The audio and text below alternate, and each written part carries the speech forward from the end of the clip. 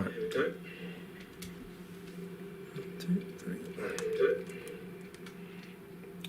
Turn the volume down on there.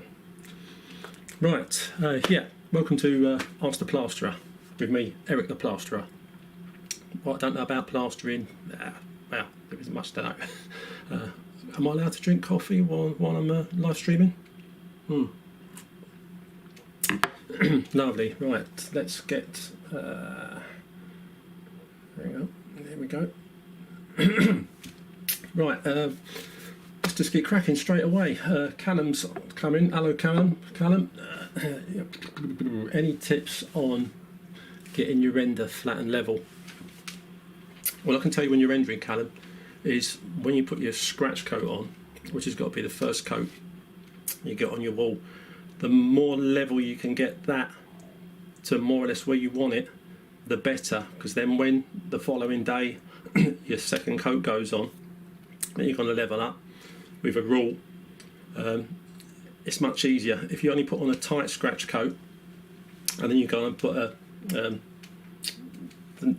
following coat on the next day, and you put it on too thick and you're trying to rule it off, you can get the whole lot falling back down on you. So the secret is to get it, your scratch coat, as level as possible, and then with your second coat, that's what you do. Right. Charles, hello Charles, what do you want to know, mate? Just let me know. It's coming up on screen, you should be able to see it as well. Hang on, there we go, that's better. Right, okay. Yeah, well, I've been a plasterer. Oh, hang on, sorry Charles, yeah, Callum. You're learning at college. So that's Callum learning at college. Yeah, can't quite read that, mate, sorry. Gotta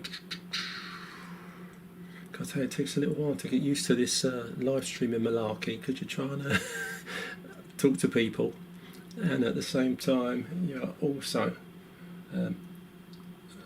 trying to click around on these screens and things. But yeah, until we get some more questions come up there, I'll just let you know where I'm at. I've been plastering since about 1984. Been self-employed that long.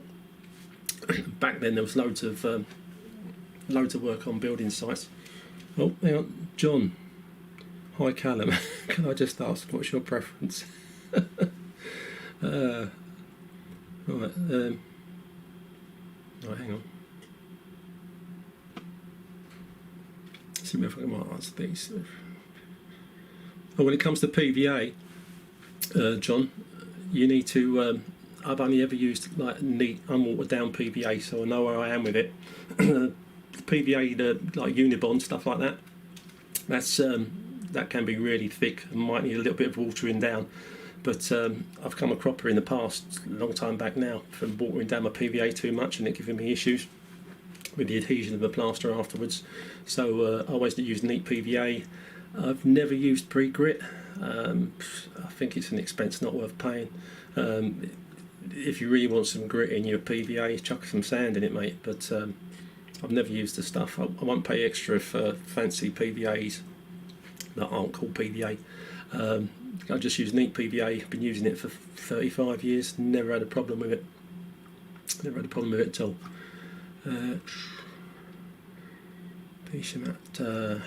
Hi, is it the best to lay the plaster on the bulk wall, then go to the edges, or finish each side? If you're talking about skimming, you always want to start over on, if you're right-handed, over on the left-hand side, and then work your way across the wall to the right-hand side. I tend to put my gear on from the bottom, take it up as high as I can, and work my way along, so I'm only left with a small gap at the top, which I can fill in, so then my wall's covered, and then you can do the next process. What else have we got here?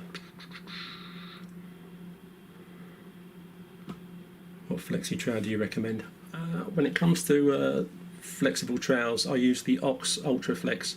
It's fantastic for finishing work off. I never use it to lay on. just use it for that final few trowel ups that you're going to do. I will tend to use it probably with my first or sometimes second spray of water that I'm putting on a finish to finish it off. They do vary to some degree. You can pay more or less for the flexible trowels, but in my opinion, the one flexible trowel is about the same as another. That's my opinion anyway. I'm quite happy with the Ultra Flex, and I wouldn't bother buying another flexible trowel at this current time. Yeah, what else we got? Do you have a preferred manufacturer for your PVA? Yes, B&Q, cheapest stuff that's going. Again, I've been using that for years. I used to buy the more expensive PVA, but there's absolutely no point. Absolutely no point. Best Ultraflex size? Yeah, 16 maybe. Depends. Some guys have been plastering with really short trowels for years, and they get so used to it they struggle when you start to use larger ones for finish or for setting. Keep whacking it on your hook. If you're used to a longer one, then you go back to something shorter. But yeah, again, it's a matter of preference what kind of trowel you might like or might want to use when you're laying on. Again, flexible trowels, it doesn't matter too much because you should only really be using those for finishing off your work. Laying on trowels, yeah, you want a decent sized laying on trowel.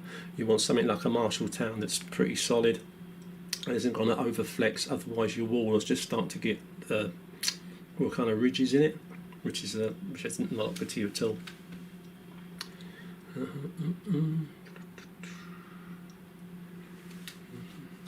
What else we got there?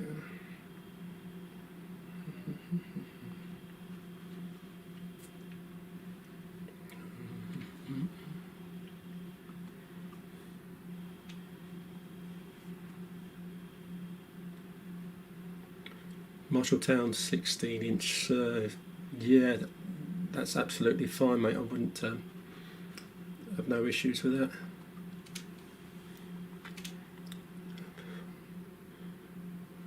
What sort of time frame with the PVA coats? John, when you're talking about the sort of time frame for the PVA coats, not quite sure what you're saying. I tend to put PVA on and I tend to let it dry if I can before I put any kind of plaster on top. A lot of guys will say, yeah, put your PVA on when it's tacky, do it then. If it's too tacky, if you're doing something in the winter in a cold room, there's no heating on, you can have issues if you put your finish on too soon of it sliding down a wall, if there's too much moisture in the room. I found if the PVA has been done, if you can, a day before, and again I've done this for years, finish goes on absolutely fine, sticks absolutely fine, I have no issues with it at all. If you're bonding something and you're going to set it the same day, then you can just set over that straight away without putting anything else on it. If you're going to leave any bonding coat till the next day, then you really need to, again, a decent coat of PVA over the top to kill the suction.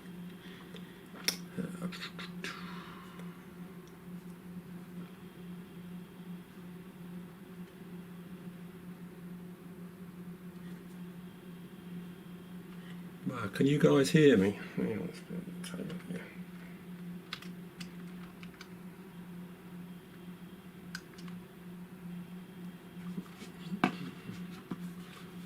Alright, bear with me, guys.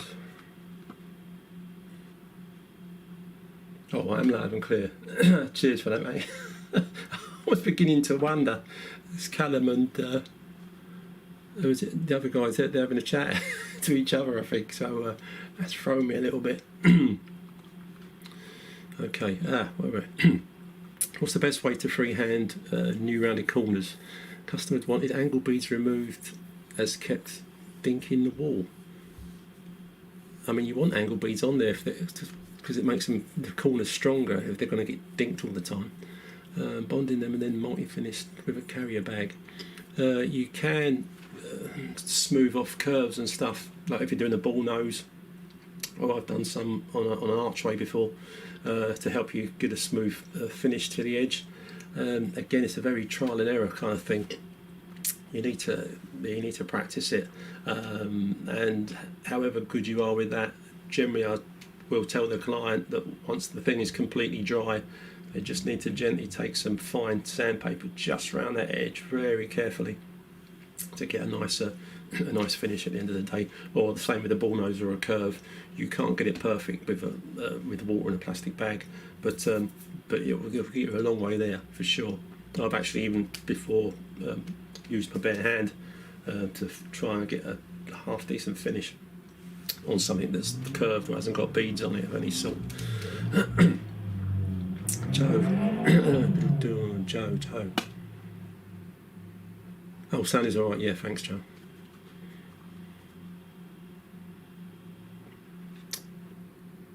How long should I wait between 2 coats of what, finish, is that? After the second coat, wait around 5 minutes until the PVA is tacky to the touch. Or perhaps Callum and John can't hear me, I don't know. Yeah, maybe get a room. So just wait until about 5 minutes until PVA is tacky to the touch. Yeah, as I say, some guys want to use it tacky, but not a chance I'll take. If it's a little bit tacky and I need to crack on, I will do it. But I've heard other people sort of say, oh, if you let it dry completely, it doesn't work properly, but that's rubbish, because I've done that no end of times. I always use neat PVA on the walls, Joe, when I'm I mean, I might water it down a little bit if it's tended to get a little bit thick, because I keep my PVA in a bucket with a roller, and if it gets a bit of a skin on it, obviously take that off. But I will water it, put a teeny bit of water in there just to get it so it rolls nice onto the wall. But obviously, like watering it down 4 or 5 parts of water and all the rest of it, nah, and not for me anyway. I mean, if some guys do that and they love it that way, and that's absolutely fine. With a lot of things in plastering, people get used to doing it in their own technique, and they're never quite keen on somebody else's technique. So if you're doing it a particular way, you're happy with it and it works really well for you, then stick with that. What we got there? I know you're a plasterer and not a painter, but do you know the best way to paint a plaster wall? You paint it when it's drying out. Completely dried out. Well, I'll tell you what, when it comes to painting, if a wall's completely dried out before you paint it, I always recommend to a customer, or if I'm doing it myself, a couple of watered down coats of emulsion first. Say 50-50, but as long as it's not too splashy when you're putting it up. You don't want it as thin as milk, but you want to be able to put your first coat of emulsion on it nice and thin, do a couple of coats like that, and then the last coat or the third coat, I would then start taking the paint straight from the tin. It's not recommended and it's not done by the book, but I have worked for builders in the past, and a good plumber friend of mine, and he said to me, can you skim the ceiling, and as soon as you skimmed it and it's kind of hard to the touch, can you give it a couple of coats of emulsion? And at the time I said to him, that doesn't sound like a great idea, mate. This was years ago, and I have to admit, in emergency situations I have done this on numbers of occasions, and you can yeah, it works. And if it's just a standard type of emulsion, not some fancy stuff with some kind of Teflon in it, then the water in the plaster can dry through the paint. So you can literally, once the plaster is dark, I mean a decorator would never do this, but I'm just letting you know, when the plaster is completely dark all over, you can take the paint straight out of the tin and put a couple of coats over it, but it is risky. So 9.9 times out of 10 it works absolutely fine. And the second coat does make it look really white, and then it will look a bit patchy as if the different colours kind of as the water comes through it, and eventually the whole thing then will look really white and be great. But an issue can be if you get just a little bit somewhere of the paint peeling off, then that can cause you a problem. So it's not something I can recommend doing, but it can get you out of a tight spot. If customer wants something painted, you say you can take that risky option and I can do it a little bit extra, or I can come back and charge you for another day's money. Sorry guys. Right, what else have we got here? How much plaster should you really have on your trowel for a full stroke of the board? It's hard to gauge how much plaster you're putting on your trowel. To get a full stroke from the bottom of the ball up, you've got a fair amount on there, which the more experienced you become as a plasterer, it's much easier to get that on there, start at the bottom and get it 3/4 of the way up the wall. Obviously, for people that are starting out or haven't been plastering for as long, obviously the smaller the amount is, it's not going to go from the bottom 3/4 of the way up the wall. It might only go a quarter or a third of the way up the wall. That comes with experience. Bozza, used your neat PVA recommendation, took forever to go tacky. Multi-finish onto barely tacky PVA that easily peel. Right, hang on. Right, Mozza. Neat PVA, although it's neat, I still rub it in well with the old roller. I don't kind of put it on really thick and leave it too thick, because then it will take forever to not be tacky. Although I'm using it neat, I am spreading it out fairly liberally. I'm just not watering it down and spreading it out. Hopefully that'll make things a little bit better. Otherwise, it will take forever to go off. That multi-finish took forever to go off. Yeah, multi-finish onto barely tacky PVA that easily peeled off. Persevered and got away with it. What did I do wrong? Yeah, sorry, Joe. It may have just been that. As I say, if the PVA is slightly tacky and too thick, it can give you issues.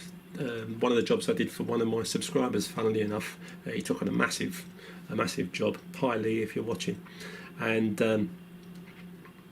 we went in there to sort it out, because there was about 7 rooms to do, and if you're a kind of novice to plastering, taking on a room absolutely fine, but taking on like a massive amount can take forever. And Lee pre-PVA'd all the rooms for me, so I literally could get into a room, stick my beads up, start skimming, and the whole job turned out fine. If Lee's around, he'll probably tell you that. Right, Joe, would you not get staining coming through on the paint if plaster is still wet? Not really staining, obviously. If you've plastered something, you put your first coat. You put your first coat of paint straight on neat, while the ceiling is not wet to the touch, but it's all got that dark brown colour all over and hasn't started to dry out. The first coat you put on still looks quite brown. The second coat you put on covers it pretty good and looks white all over. But it's only as it starts to dry properly you can start to see dark and light patches in it. But obviously the more it dries out, those dark patches get lighter and lighter until the whole ceiling is completely white. As I said, that bit's fine. It's just the only issue is if you do get some paint peeling off, I don't know why sometimes it happens. It's very rare, but it does happen, and then that can quick give you an issue, which is why it's not something a decorator would do. Callum, how much can you earn if you were grafting hard for a month?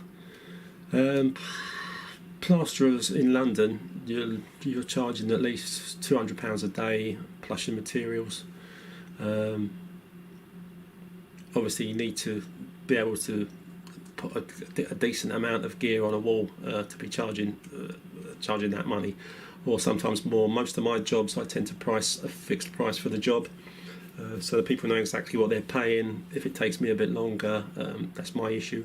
But yeah, and you can have swings and roundabouts with plastering when there's lots of work.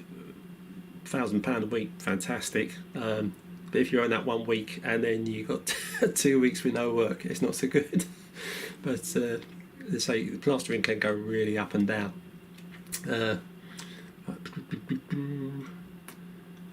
Yeah, I mean, the better you get, you can charge more than that. I've done jobs where I'm in and out in a day for, I don't know, 400 quid, something like that. But it depends what you're doing. I mean, I can knock out a whole room in a day. Yeah, well, with the ceiling as well, it might take a little bit longer, but not a lot. Depends. Obviously, like anything else, the better you are at it, the quicker you are at it, which is why I love a speed skin. Then yeah, the money's out there for sure. And even though since the last lockdown finished, I've been more busy than I've ever been, thankfully. Keeps the wife off my back. Don't tell her I said that. Hopefully she's not watching.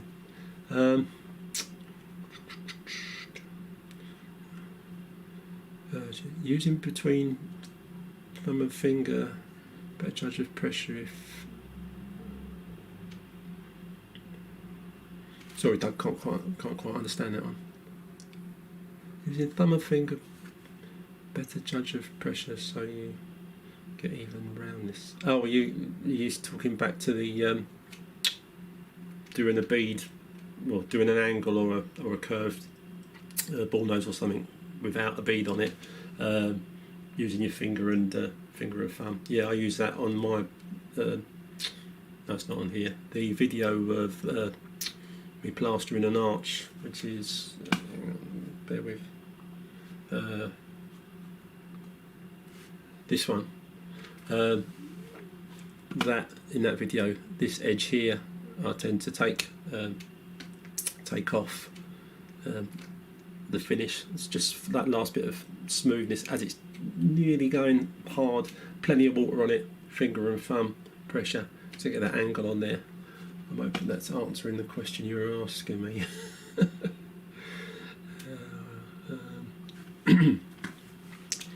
Right, John. Hi, can you give some more tips on using a twitcher? Internal and external twitchers.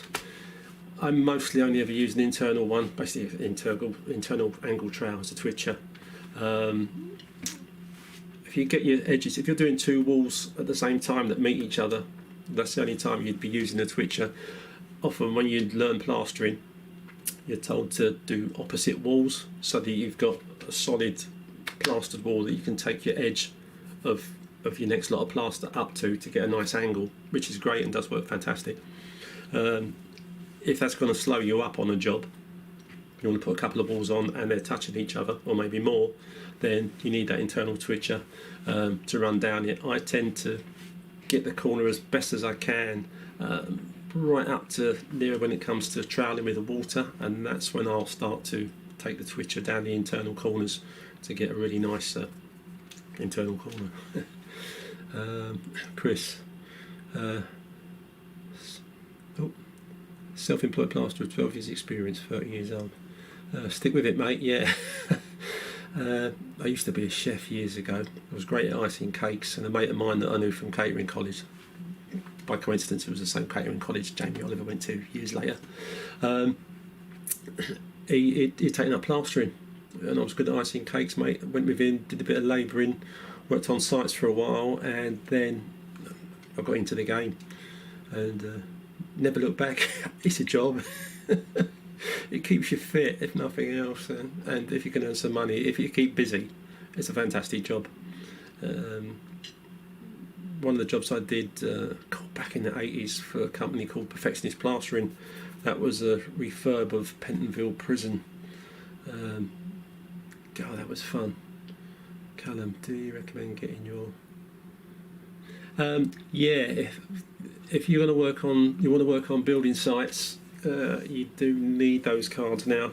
I mean, for years now, I've worked mostly domestics because I don't know if I'm working on sites or working for other builders. Wasn't too bad, but you used to get paid weekly, and when I first started, you got paid weekly and in cash, which was great.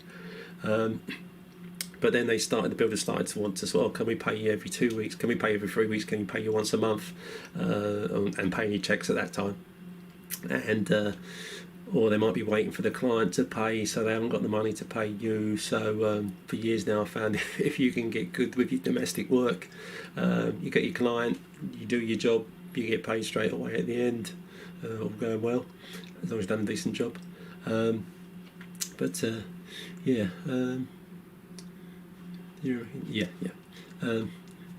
to the Pentonville, the cells there, they had brick arched ceilings in each cell. All the walls were taken back to brick, and on each wall, including the curved ceiling, they had a really half-inch gauge steel mesh, and that was bolted to the curved ceilings, bolted to all the walls, including the door wall and the window wall, which only went out to the yard anyway. And the bolts were welded on so that they couldn't be undone, and the metal mesh was at least this far away from the brickwork, and we had to use sand and cement. We were not allowed any additives. That includes lime. We're talking about neat sand and cement, and you literally had to throw the first coat on the ceiling and the walls to get it to go through the mesh until it came thick enough you could get a pricking up coat on it, and then you kind of take it from there. But to make any money on that, you had to finish 3 cells in a week, which was crazy. And you wear gloves because of that amount of sand and cement, but so much of it could get under your gloves. My knuckles and the skin on them just used to float around where they just got ripped to bits doing that work. And we were there for 6 months. Yeah, loads of fun. Oh, give me domestics any day. Chris, opinions of using a sponge float. I always use one to get a better finish.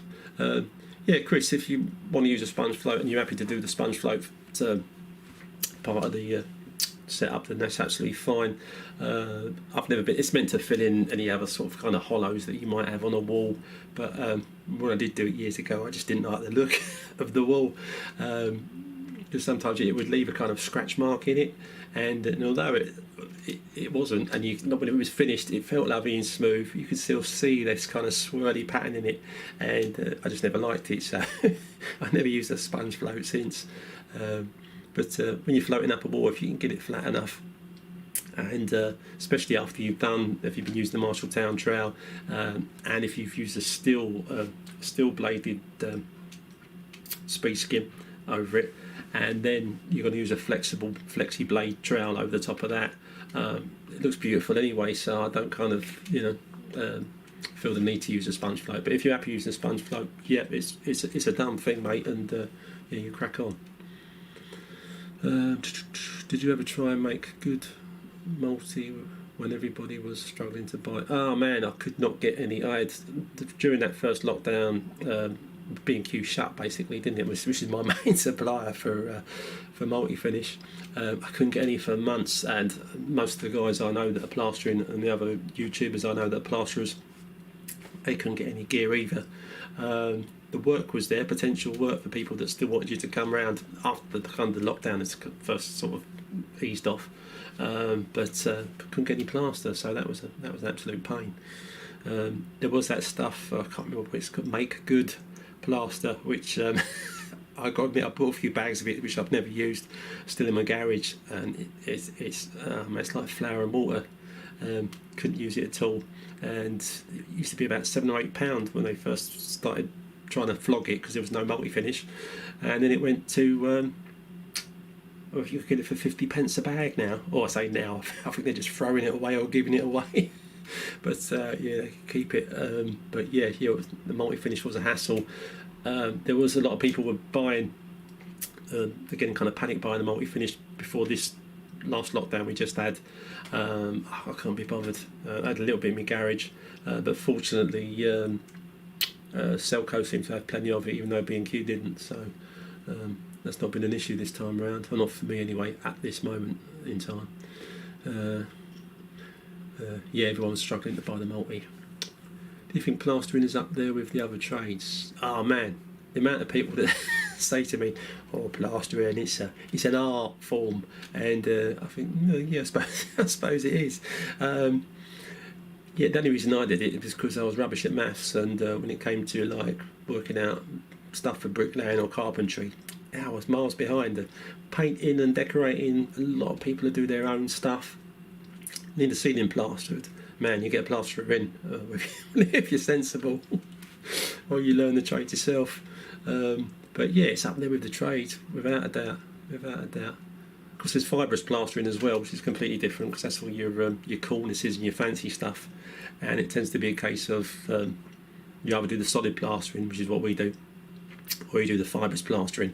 I don't know many plasterers that do both. They tend to do one, specialise in one or the other.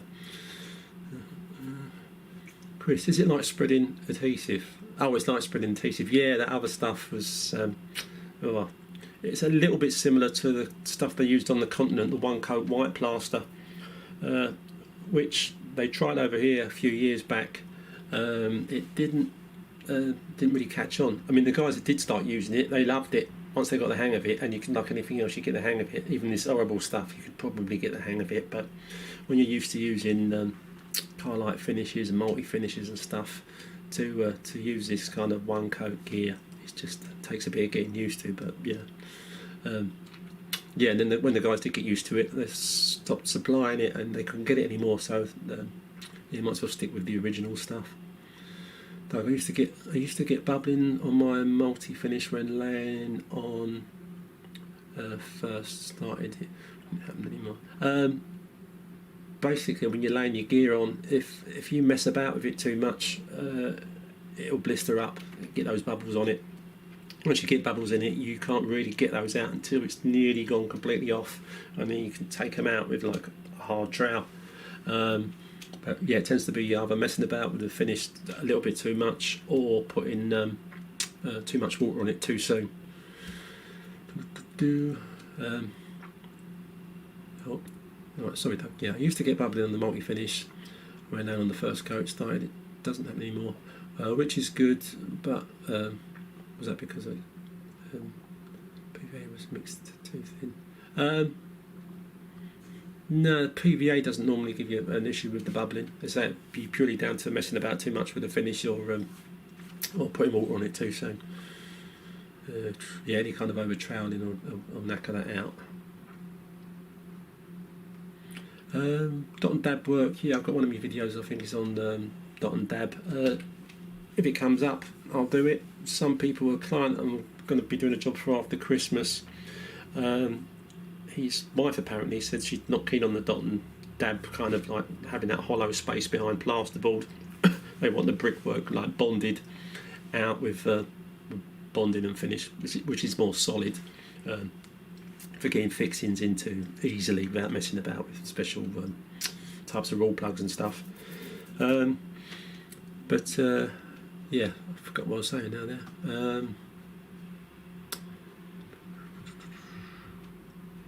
Yeah, oh yeah, dot and dabbing. But yeah, dot and dabbing is pretty quick for covering sort of larger areas.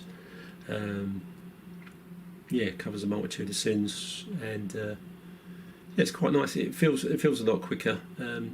When you used to do like solid rendering, but with a plaster, don't get so much of it now. Browning was the main one for bricks. You get a coat of browning on the wall, about ½ inch thick tops. The finish for some reason over the top would go ultra glidey smooth. It doesn't go as smooth over. It feels smooth over bonding, but when you put finish on top of browning, it just came out amazing. But browning doesn't stick to concrete or anything else for that matter. So you had to put bonding onto the concrete and browning onto the bricks. It was a lot of messing about. So most people now either use Hardwall or stick with bonding. How much rendering jobs come up? How often do they come up? I tend to external rendering. I did it years ago, and although I can do it, and I'll do the odd bit of pebble dashing on maybe a garden wall or flower planters for people, I don't tend to do external rendering anymore because our weather is so rubbish. And even in the summer, if you book a week to do a big outside rendering job and it rains all that week, basically you get a week off with no pay. So yeah, I tend to just stick to internal plastering. I don't mind doing rendering indoors. Right, whoa, hang on guys. Can you use bonding after the use by date? Yes, sometimes I've had bonding that was really old and I was hoping it would go off quick because I needed it to, and it took forever. So perhaps sometimes it actually slows down a bit. But yeah, a lot of the dates on plaster, I rarely check the date on a bag of plaster. It lasts for months. It's only, you've got to be careful it's not already been opened and left somewhere damp, because then it can go off like a rocket. But generally it lasts for donkeys past the sell by date, bonding and finish. Again, if it's been stored properly. Danny, I'm in a team of 4. I'm 24. The others are around 50. Oh, tell me about it, mate. I'm 58, man. It creeps up on you quick, Danny. You won't be 24 for long. Enjoy it, mate. My finish is better. It's like a modest plasterer, mate. Yeah, my finish is better. I'm a lot quicker. That's probably because you're young, mate. Some old guys are just kind of. I'm not saying there aren't. There are some old plasterers who've been plastering for years that just plod, mate, because they're either like knackered for doing it for so long, or just can't be bothered anymore. And if you're working with them on a domestic job, they might want to get it bashed out. But if you're working on a building site with other guys and you're getting paid a day rate, that's pretty rare nowadays, then yeah, they're not going to kill themselves and have nice long lunch breaks, as we used to back in the day working for big building companies. But yeah, stick with it, Danny. You sound like you're doing a great job, mate. Yeah, the quicker you are, as long as you've got a decent quality job and you leave places clean, whether it's commercial work or domestic, you've got to keep it clean, or leave it clean at least. Tell your happy customer, mate, when it's clean, are the ones that refer you. And yeah, you could just do some cushy domestics. I mean, I went out on my own. I haven't had a labourer since the invention of the big electric whisk. I used to mix up plaster, or my labourer used to mix up plaster in a bath or in buckets, and you'd make like this potato masher for knocking the lumps out of finish in small buckets. And you needed a labourer then, but once you got a whisk, mate, that kind of like did it for me. Occasionally I've worked with some friends of mine on big jobs, but yeah, a lot of the time I just work in solo. If something goes wrong, then there's only one person to blame. And that's you, yeah. Oh, my wages is being held back by my boss because I'm younger than the others. Should I look elsewhere? Well, Danny, as I say, if you can drum up enough of your own work, mate, and you've got an issue with what you're getting paid, then yeah, mate, go for it. I mean, I don't know if you could do like stuff on the side when you're not working with the other guys, but yeah, if you're confident, then domestic work is probably the way to go, and working on your own. Do you prefer the steel or plastic speed skin blades for flattening? My first coats I'm always knocking out, levelling off with a plastic float, because the plastic float opens up the texture of that first coat, and you can literally do it, put the first coat on and roll it off with a plastic float straight away. If you do that with a metal float straight away, it will bring the water rather than opening it up, it will bring the water to the surface, and you could get blistering straight away. So yeah, the steel blade float, I use that when I'm at that stage where I'm putting water on the wall, whether I'm chucking it on with a brush or spraying it with a spray gun, and then I'm just using that metal one as a steel, as a massive two-handed trowel, basically, for rolling off. I've not been brave enough to leave the job under that kind of finish. I still go over it with a flexible trowel. But yeah, so plastic one for rolling off that first coat, and then the steel one for more using it for troweling up than for levelling off.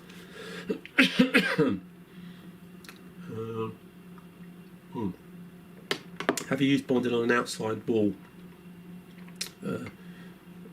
Yeah, bonding's not waterproof at all. Actually, I don't think hardwall is either. I could be wrong.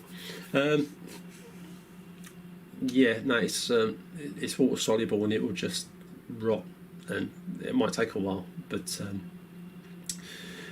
yeah, bonding. Never use bonding outside. You always need to use either a render of some sort or a K-rend or whatever you're into. But yeah, no, bonding never on an outside wall. Chris, plastic blade is best for flattening. Yeah, that's right, Chris. Yeah, absolutely. Flattening with the plastic and troweling it more with the metal. I mean, if you can afford to get the all the different lengths, then fantastic. If you had to have just one size speed skin, probably be the 1200, because it's not too small and it's not too long. It's kind of Goldilocks. It's kind of just right. But on some of the bigger walls, I sometimes need to get one the next size up from the 1200. But if I could only get one size, it would be the 1200 in plastic and in steel. Excuse me. Oh, sorry, Danny. Have you had bad customer experience? Only a couple of times. over the years, but it's rare. It tends to be, as time goes by, you can tend to tell if a person, when you go to quote for them, if they say, oh, it's a one-day job and I expect this and I expect that and I expect it to be done in that one day, and then I generally tend to not go back or quote for them, because as soon as someone starts telling you your job, they're going to cause you problems.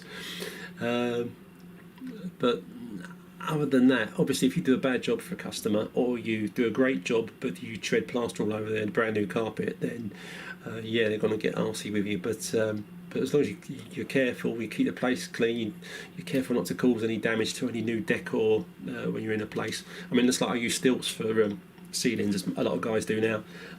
But back in the day, you'd rig out a whole scaffolding deck. But if you take that into someone's house and you turn around with a scaffold ball and you rip their £100 a roll silk wallpaper in the hallway that they've just had decorated, yeah, it's not going to go down well at all. But if you do a good job, you shouldn't have any hassles with your customers, be it like paying or whatever. I've had issues with builders paying me before, but yeah, I think that's why I went domestic.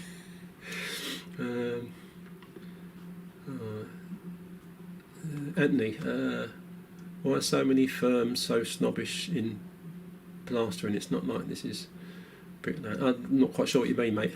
And I know what hard work is. I'm thinking of going to training centres. Would you recommend this? Sorry, mate, are you saying you're thinking of going and working at a training centre, like training new spreads and stuff? If that's what you are saying, then and you want to do it, yeah, mate, go for it. Yeah, I didn't realise firms were so snobbish. See, I haven't worked for a firm for so long. I don't know where they're at nowadays. Doug, what light setup do you use? Oh, I've got a couple of. I've got a proper old 500 watt halogen, which is fantastic for lighting up a room. And I've got one of the ones that don't get hot, the really kind of white ones, that kind of rechargeable. They're okay, but they're not as bright. I'm not so keen on the light, but better in the summer. If it's baking hot, you don't want to put a 500 watt halogen bulb in your room, especially if you're doing a ceiling, because the heat rises up, and you know, it'd be hot enough as it is, and your plaster's going off like a rocket. You've got the heat from your halogen light, but saying that, I still use a halogen light in the summer.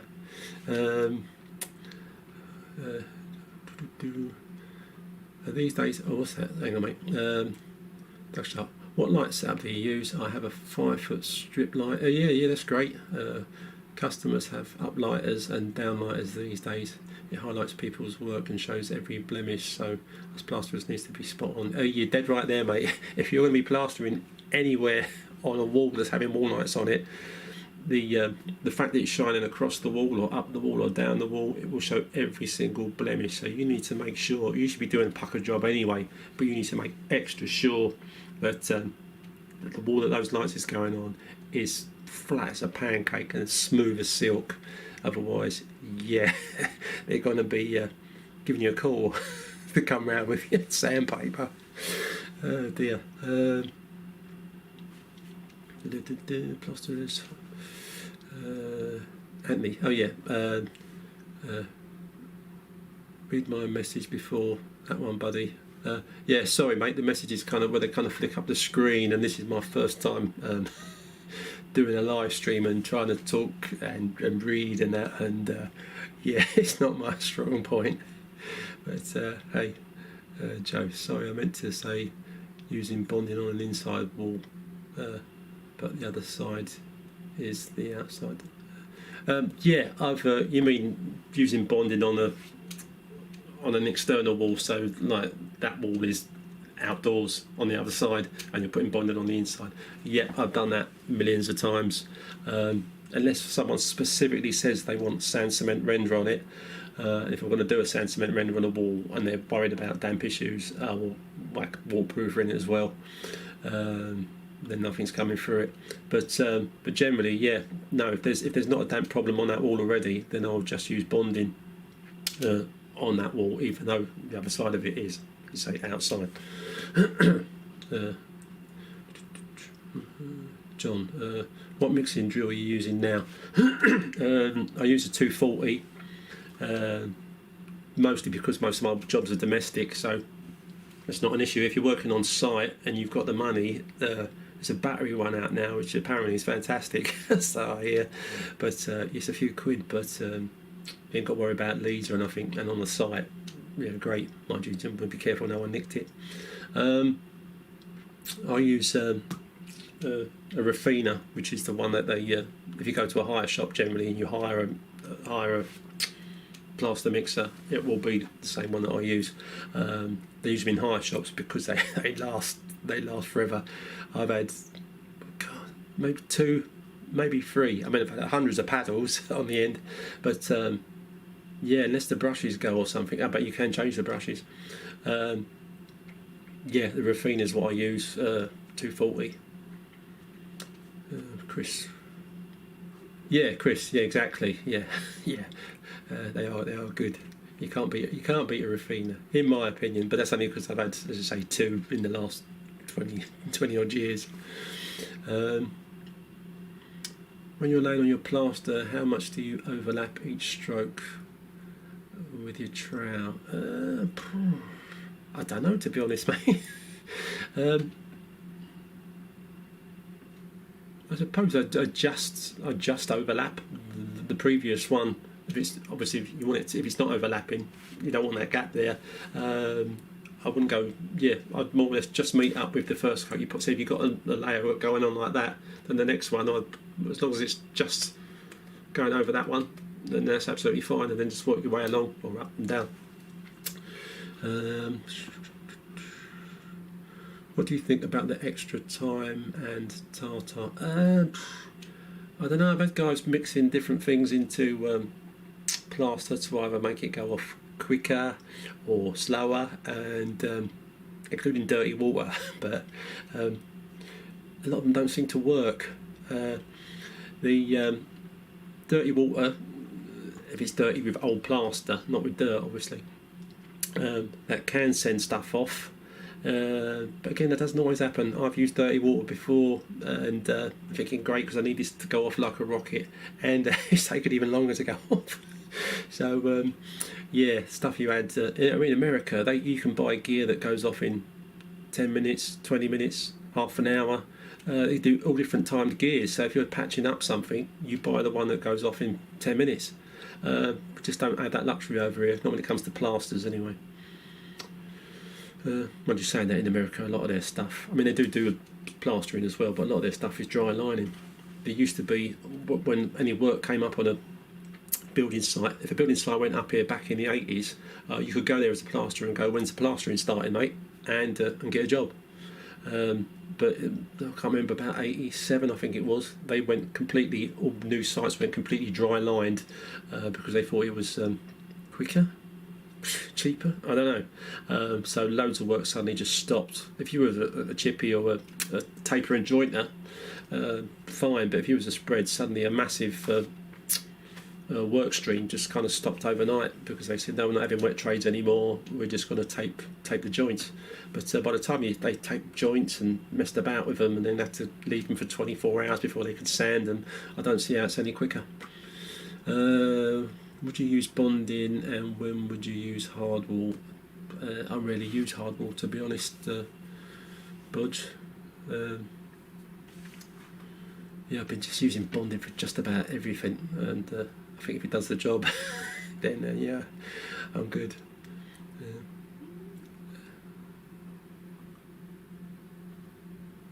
Not dusty. Yeah, sorry, Gandalf, were you answering Budge there, are you? Chris, bonding is for low suction backgrounds and hardwall is for high suction backgrounds. Yeah, there you go. You used to be able to get high suction HSB, high suction bonding, but I don't think they do that now, which is probably when people will use a hardwall. But if you can get away with using one particular thing, then as I say, I used to use browning back in the day as well as bonding, but then it just went kind of bonding for everything, and I'm so used to using bonding now that 9 times out of 10 that's what I'll be using on a wall if it's not a render of some sort.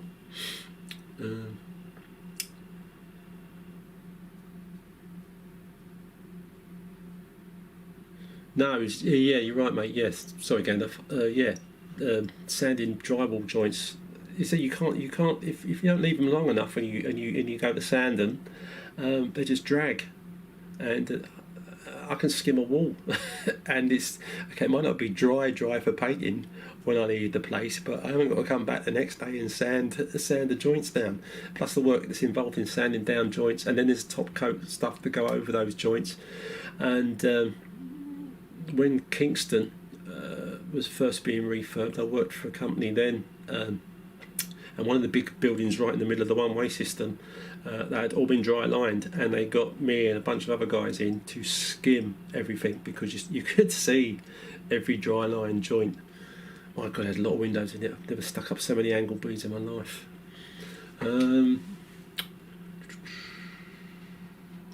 Yeah, Chris Black, PVA with sand is pretty much the same as pre-grit. Yeah, basically, Chris. I don't see a lot of point in, as I said earlier, on using the gritted ones, or paying extra money for blue grit, yellow grit, whatever what colour it is. Neat PVA, mate, all the way for just about everything. Even if you, if you're going to stick something, it's rare, but if you've got a little bit of wood somewhere, a door frame, a client's boarded it for you, but they boarded up so the door frame's still showing, stick some fibre tape over it, neat PVA with sand in it, and then plaster over that. It ain't going to go anywhere. Obviously, if you've got massive amounts of wood that are going to expand and contract, it will cause you issues, but small amounts here and there, you could do that. But yeah, neat PVA. It's like buying paint for new plaster. I mean, customers will go out and spend 50 quid on 5 litres of paint for new plaster, and okay, yeah, now just put down a couple of coats of watered down emulsion on it first. I did PVA years back. This is my daughter's nursery, and she's like got her own daughter now, and I skimmed it, and then I put PVA on it, and then I painted it all, and then when I came back, all the paint had crazed, and then I painted it again and it crazed, so I put one more coat on it and it crazed, and that's probably because the PVA was too thick, because decorators do use PVA watered down on new plaster before they paint it, but it's got to be watered down a lot. If you put PVA on any new plaster and you put it on too thick and it dries, you're going to have problems with your paint crazing. So yeah, watered down emulsion every time. You're never too old. That's true, mate. We're answering someone else on there. I plastered a very small Artex ceiling and used Thistle bond it. Yeah, plaster delaminated in one spot, even though I used it neat. Expensive stuff. Yeah, don't bother with it. Yeah, I think that's about 50 quid a tub as well. Yeah, you're never too old. You're never too old. Maturity and life experience count. Go for it, my friend. Yeah. Well, yeah. This old plastering malarkey is a tough job, but it can be well paid. And even now, I'd still recommend people to go into it as a trade. It's a bit like food. Well, unless things really change, people are always going to need a plasterer for something. Yeah, I mean, they make these machines that you can spray plaster on, or these robots that kind of like spread gear on and trowel it off, but you can only really use those on massive sites where they've got these huge walls they want to get done. You can't get one of those in a domestic setting in someone's house, so it's all a bit crazy.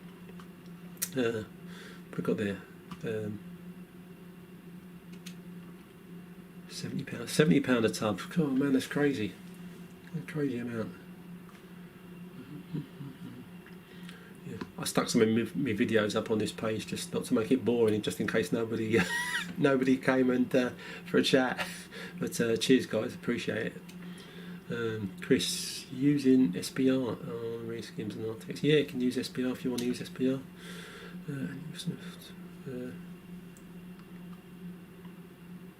Anthony, impossible to get an answer to what? Not for me, is it? Have you been writing stuff up here and I've been missing it? Sorry, mate. If I have, yeah, just you have to type it again. Sorry. Unless you're talking about something else completely different. But Yeah, Anthony. Oh, right, okay.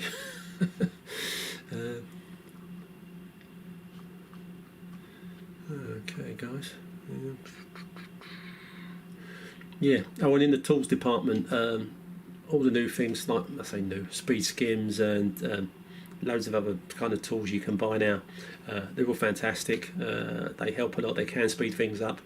But at the end of the day, if you've got a Hawk and Trowel and something to mix up your gear with,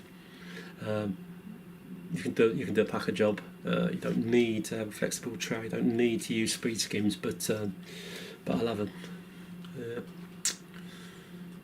Bostic plastering primer, Feb grit on old walls and ceilings where there's a lot of cracks, or really dried out.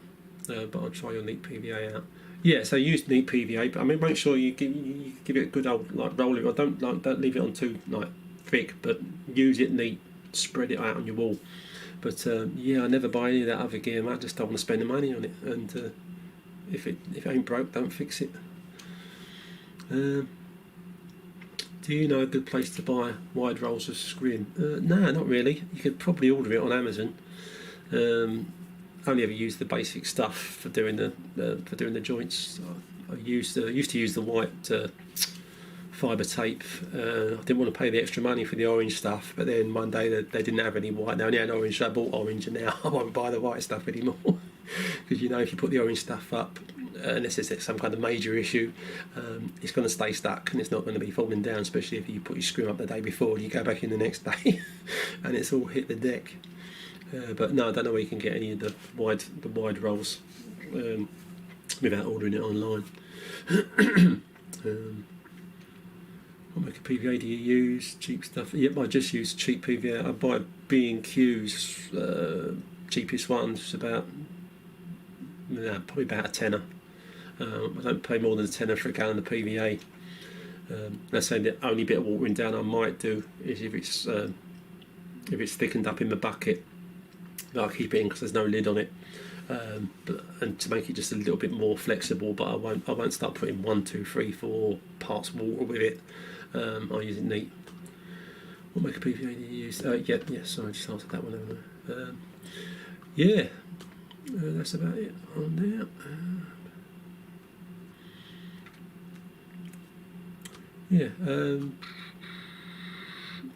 If you're done, guys, you've got some more questions. Budge, how often will you be doing it? Ask a plasterer. Depends, mate. It's gone quite well tonight, so I figured, if nobody kind of like came onto it, I was going to just do it at once and think, yeah, no, that didn't work. I have to wait till I get more subscribers to my channel. But no, it seems to have been quite a good evening, so I'm quite happy to do it. I say now on camera once a month. Could do it sooner if there's a call for it, but people need to let me know in the comments. I'll go for once a month. I could do it once a week, but I don't know if enough people are coming in. Obviously, the same guys aren't going to ask me the same questions. But yeah, tell me how often you think I should do a live stream of Ask the Plasterer, and yeah, I'll be happy to keep all my subscribers happy.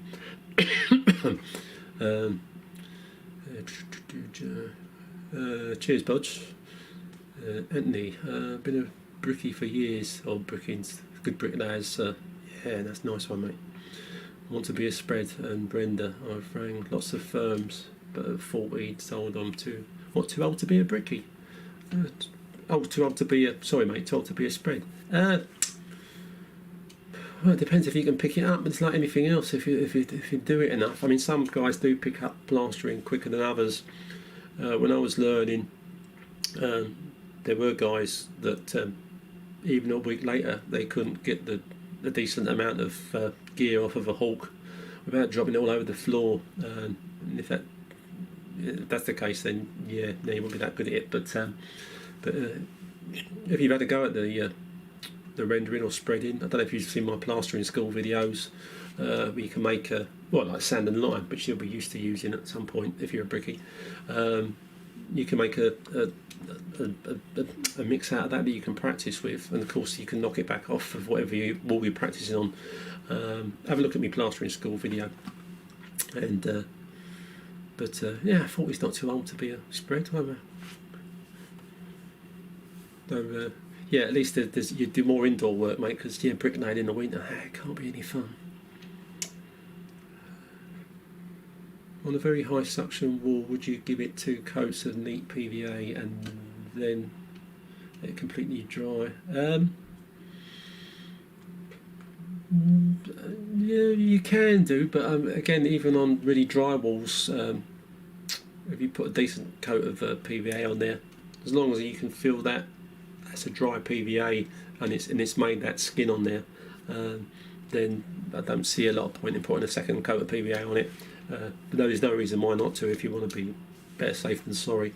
But again, that second coat, I wouldn't put any plaster over it unless it wasn't tacky anymore, or it was only very vaguely tacky. But one coat, even over something really porous, if you're using a decent coat, if you're using really watered down PVA, then you want to put at least 2 coats on once the first one's dried.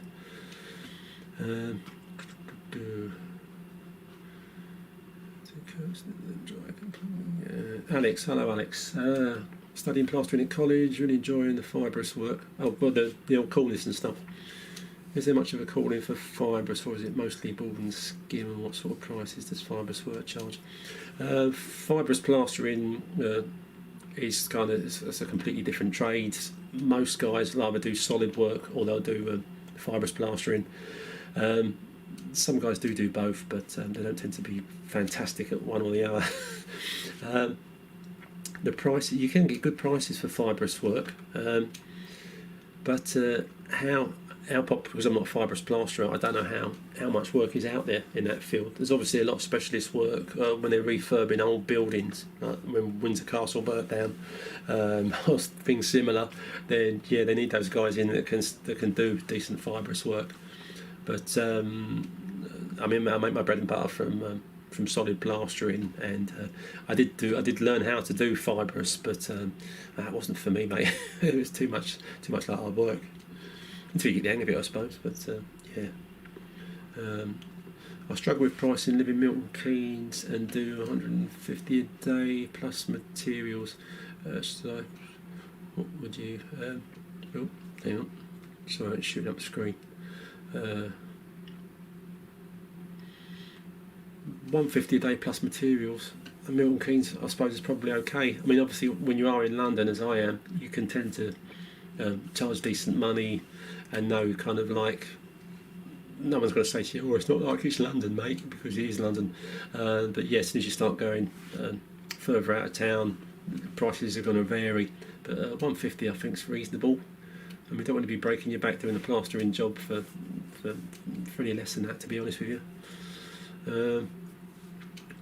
Try to do. I mean, I tend to price a room. I tend to work out roughly how long a room is going to take me, and I'll price it accordingly. And well, see if the customer's happy. A lot of time, if a customer thinks it's a little bit pricey, they will say, "Oh, can you bring it down a bit? Can you know?" I'll chuck out the rubbish. Don't take it home because you've got nowhere to dump it nowadays. Yeah, but yeah, I think 150 a day is okay, and yeah, work out roughly how long it's going to take you, and give them a fixed price for the job. I don't kind of tend to do day work anymore. I can do basic jobs. I already plaster fireplaces and small walls, and it's myself when I make. But can't do big walls. What would you recommend for me to go further? Or the training centres worth the time? Again, the training centres, I haven't got any experience of them. I did have back in the 80s, but not now, so I don't know how good or bad they are, or what they charge, or how long their courses are. I don't know if you've watched my plastering video, Plastering School Part 1. Take a look at that and decide off the back of that, mate, because you can, if you get enough practice in, you don't need to go on a course, and you'll learn how to do the bigger walls from watching some of my other stuff. But check out my Plastering School videos and let me know how you get on. You can always do a comment on any of my videos, and I'll be pretty sure to read them, because I haven't got such a massive fan base at the minute that I haven't got time to read everybody's. I can more or less read everybody's comments that come in, so yeah, feel free to do that and let me know how you're getting on. What's your opinion on one coat and sponge floating? One coat as in only putting one coat of finish on. There have been times when I've done a one coat on a wall or a ceiling. As long as it's put on a reasonable thickness, and it's levelled off and it's troweled up and it's flat and smooth as a baby's bottom, there's no issues with it. I've done it again on and off for years. Again, by the book, you're meant to be doing 2 coats, and 9 times out of 10 I am doing the second coat to help lay the plaster flatter. But as I said to other people, if I owned a plastering company and I was flogging plaster, I'd put on the bag, use at least 2 coats, maybe even 3. But yeah, 2 coats is the norm. You can do 1. I said earlier, sponge floating, it's not something I bother doing. If you like sponge floating or you want to do sponge floating, that's absolutely fine, but it's just a process I don't want to spend my time on, and I haven't had any problems. So, but feel free to do sponge floating if you enjoy it. But I don't use a sponge float anymore. Could you do a detailed video on how to skim window reveals if you have time in the future? Yeah, can do, man. Can do. The kind of bits you kind of jump over quite quick in videos, because then you kind of think, oh yeah, window reveals. They're horrible. I tend to bash out the flat walls first. Depending on how much I'm laying on, I might lay on the whole wall and do the reveals at the same time. If I'm doing a couple of big walls, then I think I'll go back and do the reveals afterwards. But yeah, I'll put up a video of just doing reveals. Yeah, it's good to know what people want to see, because there's only so many things you can put on the plastering video, and you think, oh, what can I do next? And the people are going to want to watch. So yeah, I'll do that. Cheers, man.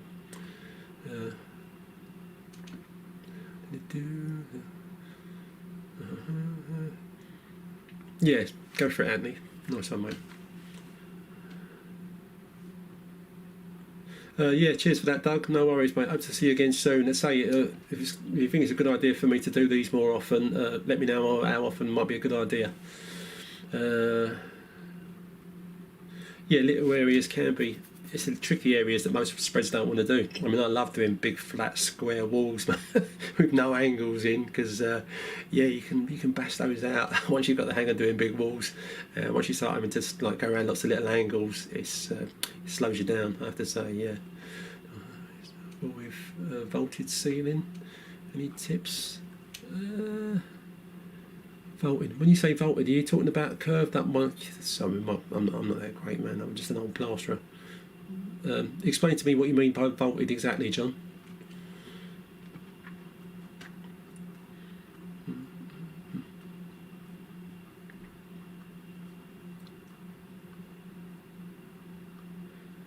I love stilts. Zoltar, I've been using them for, I can't remember how long I've been using them for. I first saw them back in the 80s. They used to only be used by ceiling fixers in big office blocks. When they put those tiles into the suspended ceilings, I'd walk around on these stilts putting in the tiles. Never used to see plasterers on them back in the 80s, but I've been using them now since, I don't think I bought any till about 2000, might have been before, and won't be without them now, because they are so much quicker than rigging up anything else or trying to plaster something off a couple of ladders and a plank. Yeah, I mean, some guys will put all their finish on off a ladder and then use a very large speed skim on a pole to rule it out, which is great, but I just like to get up there on my stilts, get the job bashed out, and then take them off, and you're done, and you can crack on with the walls. In the days when you used to put up a scaffolding right across the room, you'd have to wriggle that up, do the ceiling, then take all the scaffolding down again, and being careful not to damage anywhere else in the customer's house while you were doing it. So stilts all the way. Yeah, if anything happened to mine, they are falling apart, I would buy a new pair straight away.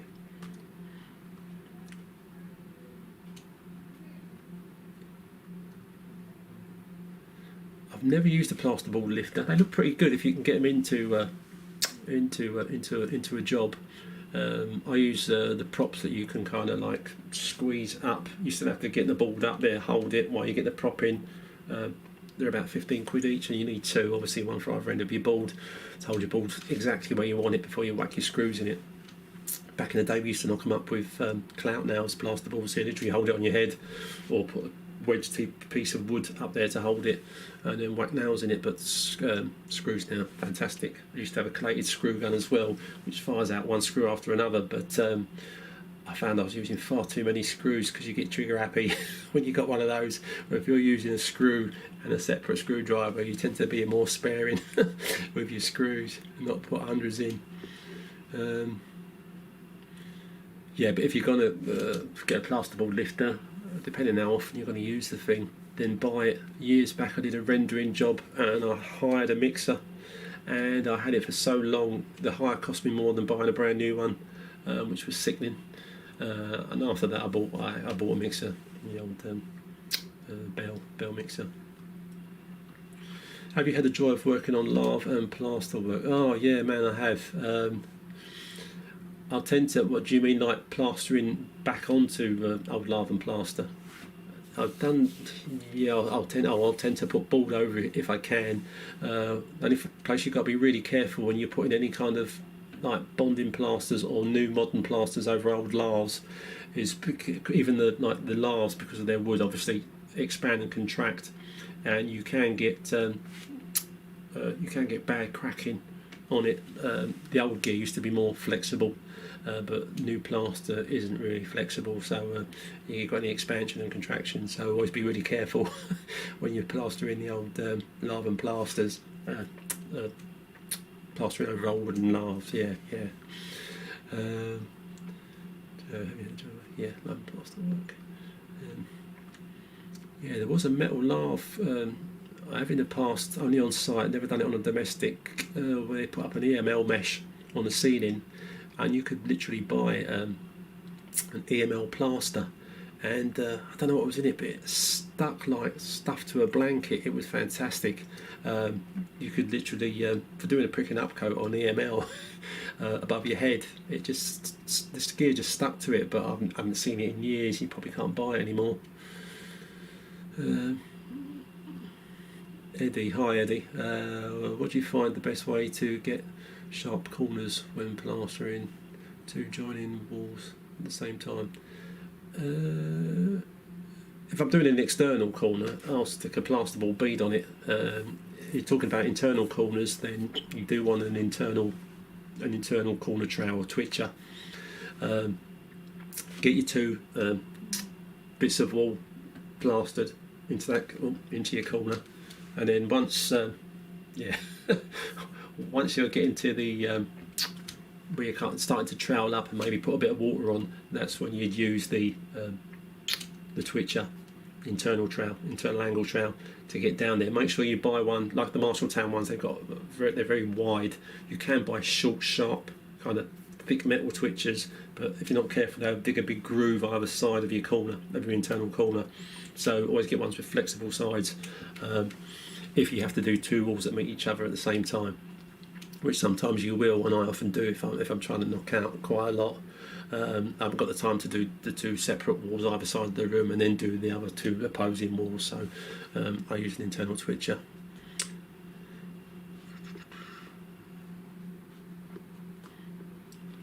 Hope that helps, Eddie. How are we doing for time, guys? Wow.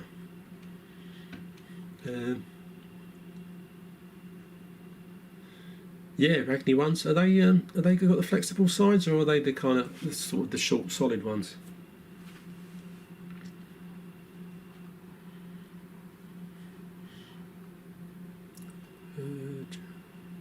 I've no idea why it's called a twitcher. I mean, bird watchers are called twitchers as well. I don't know why that is either. Yeah, but it's good to know they're a twitcher. Was there another plasterer says you got a twitcher? You go, what? He might think you're not up on the game. So yeah. But no idea why it's called a twitcher. Must be able to Google it somewhere. I just never have.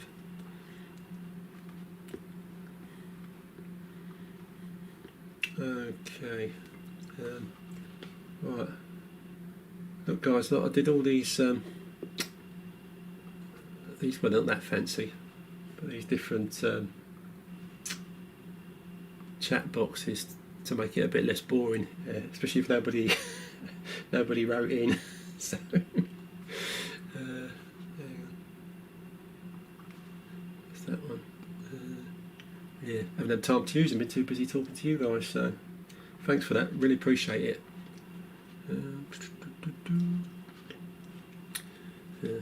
Yeah, right, guys. I'm probably going to call it a night now.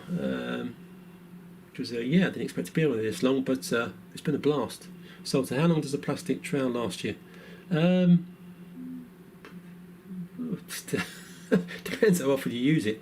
If you're going to use it on, you mean a hand trowel as opposed to like a speed skim. Plastic trowels, they will wear down obviously quicker than the metal ones. Especially if you were using it for some reason on render, it wouldn't last 5 minutes. But yeah, no, you need to get a plastic trowels old tar and give it a go. And, once it's had it, mate, just get another one. He said, like money's no object.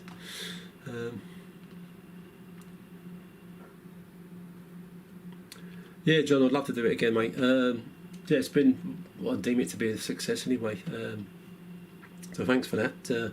Yeah, leave me some notes in some comments after this, because this will be available once the live stream's finished to watch over again for anybody. Leave some comments on this video once it's up, and yeah, I'd love to come back and do this on a regular basis, but I don't know whether to do it weekly or monthly. I need your guys' input to know for sure, because I don't want to bore people silly or end up talking to myself. Yeah, cheers, Joe. Right, yeah, okay, guys, I'm going to sign out now because I am yeah, pretty tired as it goes. I ain't had me dinner yet. So, Chris, the dreaded question: do you put waterproofer in the first coat and second coat on sand and cement renders? I only put in normally tend to put in the first coat. It's got to be, if you're doing a render, if you put it in the if you're doing pebble dashing, you definitely want tons of it in your first coat, because then your second coat for your dashing will stay nice and wet for ages, so you can put plenty of dash on, it won't bounce off. Again, I've got a video on that if you want to look it up if you haven't seen it already. But yeah, if you're going to do a rubbing up coat on your second coat, go a bit easy with the waterproofer in the first one, but I would still tend to put a bit of waterproofer in it. But yeah, it's much of a muchness really. It depends on your experience, and yeah, if you put too much waterproofer in your first coat and you're just doing a smooth render for your second coat the next day, then it's going to take forever for it to go off enough for you to rub it up. But saying that, then it will probably go off just nicely for you to rub it up with a sponge. But ruling it off, you'd have to be careful that it don't start falling off. So tend to not really put waterproof. Yeah, I'll be careful with how much waterproof, if any, you'd put in the first coat, unless you're dashing it on the second coat. I hope that helps me. Right, guys, it's been a pleasure. Really enjoyed this. I'm going to do it again. Let me know if you think I should do this weekly or monthly or 6 monthly. And yeah, I'm going to sign off now, but I look forward to seeing you guys again soon. As I say, this will be up as a video once the live stream's finished. And yeah, thanks for joining me and thanks for your questions, and I'll speak to you all again soon. So yeah, take care, and yeah, bye for now. Yay.